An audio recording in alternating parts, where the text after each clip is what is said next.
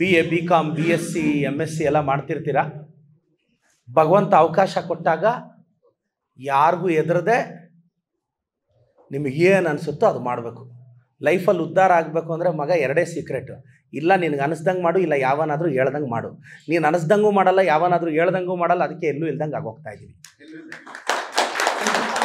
ನಾನು ಹೇಳೋದಿಷ್ಟೇ, ನಿನಗೆ ಅನ್ನಿಸ್ದಂಗೆ ಮಾಡು, ಏನಾದರೂ ಆಗೋಗ್ಲಿ.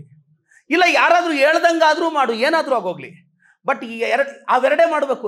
ನಿನಗೆ ಅನ್ನಿಸ್ದಂಗೆ ಅರ್ಧ, ಹೇಳ್ದಂಗೆ ಅರ್ಧ ಮಾಡಿದ್ರೆ ಅಲ್ಲೇ ಇರ್ತೀಯ. ನೋಡು, ನನಗೆ ಅನ್ನಿಸ್ದಂಗೆ ಮಾಡ್ತಿದ್ದೀನಿ. MLA ಆಗಿದ್ದೀನಿ, ಅಕಾಡೆಮಿ ಕಟ್ಟಿದ್ದೀನಿ, 500 ಜನಕ್ಕೆ ಕೆಲಸ ಕೊಟ್ಟಿದ್ದೀನಿ. ನನ್ನ ಬ್ಯಾಚಲ್ಲಿ ಎಷ್ಟೋ ಜನ ಸ್ನೇಹಿತರು ನನಗಿಂತ ಬುದ್ಧಿವಂತರು, ನನ್ನ ಕ್ಲಾಸ್ ಟಾಪರ್ಸು, ಸಿಕ್ಕಾಪಟ್ಟೆ ಟ್ಯಾಲೆಂಟು. ಬಟ್ ಯಾಕೆ ಅವರು ಅಲ್ಲೇ ಉಳಿದದ್ರು? ಟ್ಯಾಲೆಂಟ್ ಇಲ್ಲ ಅಂತಲ್ಲ, ಐಡಿಯಾಸು, ಭಯ, ಆತಂಕ, ಅಭದ್ರತೆ. ನಾನು ಹೇಳೋದೇನು ಗೊತ್ತಾ, ಇವಾಗೆಲ್ಲ 20-22 ವರ್ಷದಲ್ಲಿ ಇದ್ದೀರಾ. ಅಮ್ಮಮ್ಮ ಅಂಟಿ ಹಿಂಗೆ ಹೋಗಿ ಯಾವೇ ನಿಂಗೆ ಕರ್ವೆ ಎಂಡ್ಲು ಬದುಕ್ತಾರ ಏಮ್ರ, ದಾಂಟ್ಲ 30 ಎಂಡ್ಲು ನಿದ್ರಪೋತಾರ ಅಲ್ವನ? ಈಗ ಇವತ್ತು ಸಂಜೆ 9-10 ಗಂಟೆವರೆಗೂ ಎದ್ದಿದ್ರೆ ರಾತ್ರಿ ಎಲ್ಲ ಮಲಗಲ್ಲ, ನಿದ್ದೆ ಮಾಡಲ್ಲನ? ಮುಗೀತು. ಇನ್ನು 20-25 ವರ್ಷ ನಿನ್ನ ಎಂಟೈರ್ ಲೈಫ್ ಸ್ಪ್ಯಾನಲ್ಲಿ. ಅದರಲ್ಲಿ ಇನ್ನು ಓದಕ್ಕೆ 4-5 ವರ್ಷ. ಈಗ ಪಾಪ ಡಿಗ್ರಿಗೆ ಫಸ್ಟ್ ಇಯರ್ಗೆ ಬಂದಾಗ ಏನು ಕಡ್ದು ಕಟ್ಟೆ ಹಾಕೋಣ ಅಂತ ಬಂದು, ಎಲ್ಲಪ್ಪ second year, third year, final ಇಯರ್ಗೆ ಬಂದರೂ ಏನೂ ಆಗಲಿಲ್ಲ. ಈಗ ಡಿಗ್ರಿ ಸರ್ಟಿಫಿಕೇಟ್ ಬಂದಮೇಲೆ ನಾನು ಏನು ಅಂತ ಮಾಸ್ಟರ್ ಡಿಗ್ರಿಯಲ್ಲಿ ತೋರಿಸ್ತೀನಿ, ಅಲ್ಲೂ ಆಗಲ್ಲ. ಅದೆಲ್ಲ ಆದಮೇಲೆ ಕೆಲ್ಸಕ್ಕೆ ಹೋದ್ಮೇಲೆ ಪ್ರೂವ್ ಮಾಡೋಣ, ಅಲ್ಲೂ ಆಗಲ್ಲ. ಯಾಕಾಗಲ್ಲ ಅಂದರೆ ನಮ್ಮ ಕನಸುಗಳು 24 ಗಂಟೆ ಒಳಗಡೆ ಸೂಸೈಡ್ ಮಾಡ್ಕೊತಾ ಇದೆ.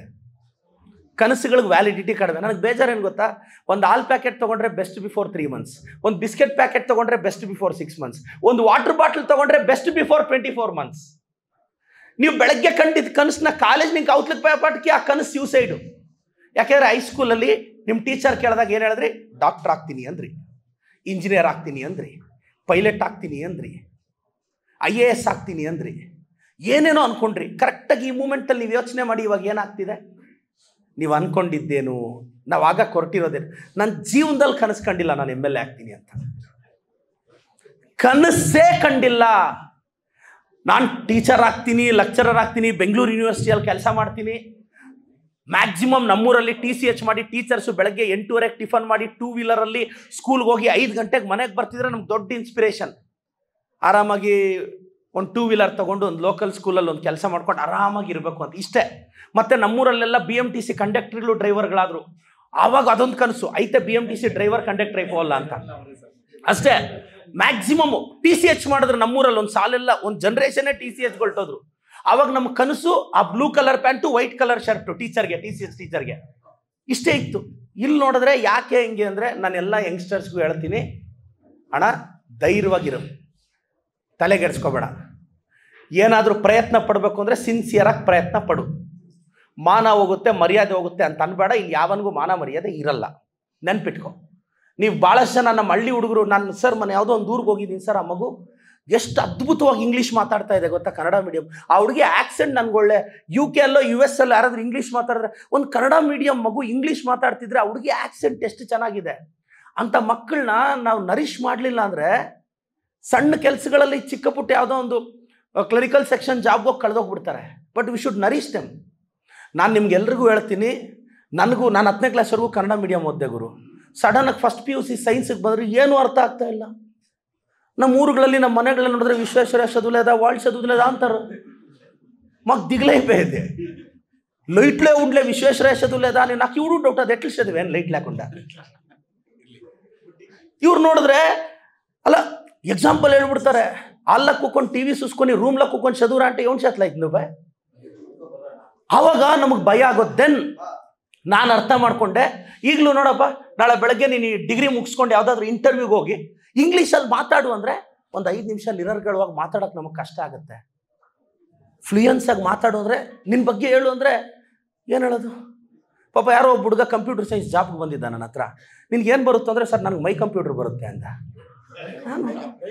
ಮೈ ಕಂಪ್ಯೂಟರ್ ಅಂತ ಒಂದು ಆಪ್ಷನ್ ಇರುತ್ತೆ ಸಿಸ್ಟಮಲ್ಲಿ, ಅದನ್ನ ಓಪನ್ ಮಾಡಿದ್ರೆ ಎಲ್ಲ CED ಅಂತ ಓಪನ್ ಆಗುತ್ತಲ್ಲ. ಏನು ಬರುತ್ತೆ ಅಂದರೆ ಅದೊಂದು ಆನ್ಸರ್. ಪಾಪ ಅವನಿಗೆ ನಾಲೆಜ್ ಸಿಕ್ಕಾಪಟ್ಟೆ ಇದೆ, ಹೇಳಕ್ಕೆ ಬರ್ತಿಲ್ಲ. ನಾಳೆ ನೀನು ಇಂಟರ್ವ್ಯೂಗೆ ಹೋದಾಗ 4 ಲೈನ್ ನಿನ್ನ ಕೈಯಲ್ಲಿ ಮಾತಾಡೋಕ್ಕೆ ಬರಲ್ಲ ಅಂದರೆ ನಿನ್ನ ಟ್ಯಾಲೆಂಟ್ ಇದ್ರೂ ಯಾವನೂ ಗುರುತಿಸಲ್ಲ ಗುರು. ಮಾತಾಡೋದು ಬರಬೇಕು, ಕರೆಕ್ಟಾಗಿ ನಿನ್ಗೆ ಅನಿಸಿದ್ದು ಹೇಳಕ್ಕೆ ಬರಬೇಕು. ನೋಡಿ, ಕರೆಕ್ಟಾಗಿ ನನಗೆ ಅನಿಸಿದ್ದು ಹೇಳಿದೆ, 28 ದಿನ MLA ಆಗಲಿಲ್ವಾ?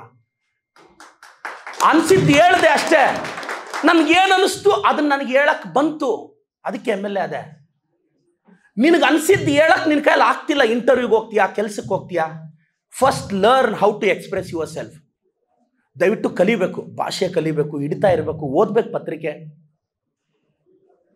ಇವೆಲ್ಲ ಕಲಿಬೇಕಪ್ಪ. ಯಾಕೆಂದರೆ ಒಳ್ಳೆ ಕೆಲಸ ಸಿಗಲಿಲ್ಲ, ಒಳ್ಳೆ ಸಂಬಳ ಬರಲ್ಲ ಅಂದರೆ ಹೆಂಡತಿ ಮಕ್ಕಳನ್ನ ಸಂತೋಷವಾಗಿ ಹೆಂಗೆ ನೋಡ್ಕೊಳಕ್ಕಾಗುತ್ತೆ? ಫುಟ್ಬಾತಲ್ಲಿ ಟೀ ಕುಡಿಯೋದಕ್ಕೂ ಕಾಫಿ ಡೇಲ್ ಕುಡಿಯೋದಕ್ಕೂ ಡಿಫ್ರೆನ್ಸ್ ಇಲ್ವೇ ನಮ್ಮ ಮಗನೇ? ಇದೆ, ಇದೆ. ಎಕಾನಮಿ ಕ್ಲಾಸಲ್ಲಿ ಹೋಗೋಕ್ಕೂ ಬಿಸ್ನೆಸ್ ಕ್ಲಾಸಲ್ಲಿ ಹೋಗೋದಕ್ಕೂ ಡಿಫ್ರೆನ್ಸ್ ಇದೆ. ಈ ಡಿಫ್ರೆನ್ಸೇ ಜೀವನ. ನಾನು ಹೇಳೋದನ್ನು ಗೊತ್ತಾ, ಬೇಜಾರಾಗುವಾಗ ಆಲದ ಮರದ ಕೆಳಗಡೆ ಕೂತ್ಕೊಂಡು ಕಣ್ಣೀರು ಹಾಕೋದಕ್ಕಿಂತ ಆಡಿ ಕಾರಲ್ಲಾಳೋ ಫೀಲ್ ಆದರೂ ಇರುತ್ತೆ ಮಗನೇ.